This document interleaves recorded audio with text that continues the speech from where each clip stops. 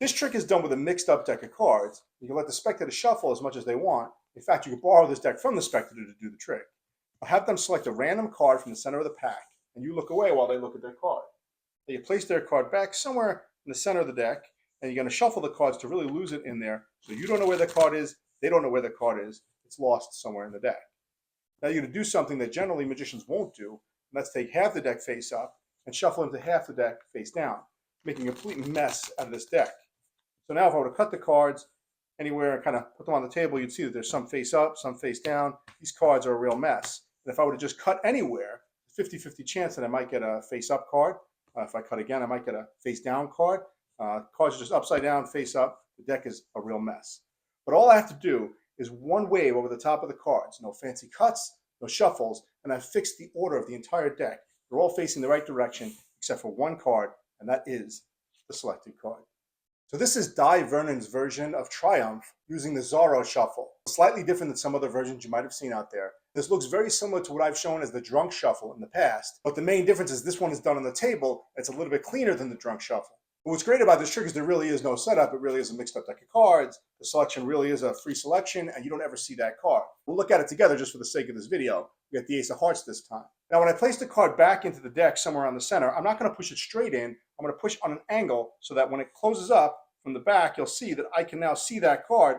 It's the only card sticking out right there. That's their card. It's the ace. So it's very easy for me to see. But from the front, it looks like I just pushed the cards together. Now when I pick the cards up to separate them to shuffle, I put my thumb right on top of that card, and I can separate that and bring it right to the top. So here's how it looks from my view. That card's sticking out. They can't see that. When I go to separate the cards, I just put my thumb on top of it, separate the two halves, putting their card right here. Now when I shuffle, I just have to make sure that that goes in the top half, and now I've brought their card to the top of the deck without them knowing. I shuffled once during this trick, but you could shuffle again. And what I would suggest is you pull this card to this side this time. So the first time they might have noticed that you shuffled and this side went on top. So when you shuffle the second time, pull the top to this side so that that goes on top again. But anybody who's not paying attention will think that you shuffled both halves pretty fairly. But I don't think it's even necessary to do that because the next move is going to be so confusing you're going to lose them anyway. Knowing their cards on top, you're going to separate the deck and put the bottom half upside down.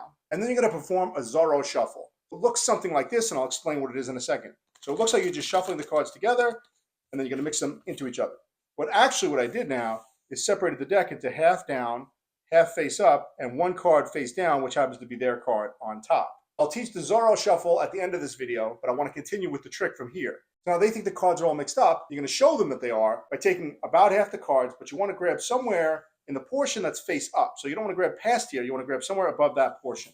So I'll grab somewhere around half over here. Now if you look at what I have, it's all the face-up cards here, a couple of face-up cards here, and the rest are face down. I'm going to take both hands, cutting the packets in about half, and put them far from me, and then pull half of that, and pull it close to me, and put it down. So it looks like I've got a pretty good display of mixed-up cards now. I want to put them back in the same order, putting these on top, and these on top, and those on top of those. But what I'll do is alternate them as I'm saying it. So these cards are pretty mixed up. It's a mess, and it looks like I kind of mixed them up, but I really just put them right back to the order they were in. Now you'll say if I cut the cards anywhere, there's a 50-50 chance that I might get a face-up card. And when I say that, I'm going to grab from the top half of the deck because I know that's where all the face-up cards are. So I'll cut to a face-up card and I'll show it. And I'll say, or you might get a face-down card. Now if you just grab the cards to cut without thinking about it, you'll almost always get those two back-to-back cards because of the natural bend of the cards. They're kind of bent in opposite directions sitting on top of each other. You'll say, you might get a card that's face down. Now what you need to do is flip this packet over and put it back on top, but that would be too obvious. So since you picked it up this way, you hand it over to this side as you grab this half and say, look, cards are all mixed up. Place that down and then place this on top. Now you have flipped that half over and you basically put the deck back in order, except for that one card that was on top, which is their card. Now you can take your time to do the reveal however you like. So now I'll teach the version of the Zorro Shuffle that I did here. And you don't have to use a Zorro Shuffle. You can use any type of false shuffle that you like to use. Some people like the push-through shuffle. I'm not really great at that one. I use the Zorro. So for those who don't know, a Zorro Shuffle is basically a 52-card false shuffle, and it would normally look like this. If I had the entire deck in perfect order, I'd cut the deck, taking the bottom section along with one card from the top, like this, square them up, and then as you shuffle them, you're going to put them right back in the same order by letting them intermingle into each other, holding that last card back, pushing the last few in like this, and then when you straighten the cards out, you're just going to take all the ones off the bottom, untangle them, and push them right back on top, straightening the deck right back to the original order. Now in the version we do for this trick, you don't have to strip that one card off when you cut, because you're going to have half the cards face up and half face down. You just got to remember that this top card is their selection. That's the one you want to hold back. So ultimately, you're going to take the deck like this, and you're going to end up like this. But you're going to do that by shuffling these together, doing a table shuffle, letting them actually intermingle into each other. You hold that last card back. You throw a few cards over. Now when you pull the deck together, with this hand, you're going to lift this entire chunk.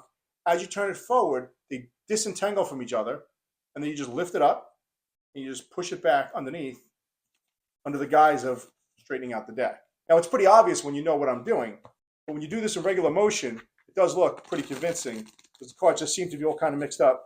You just straighten them out.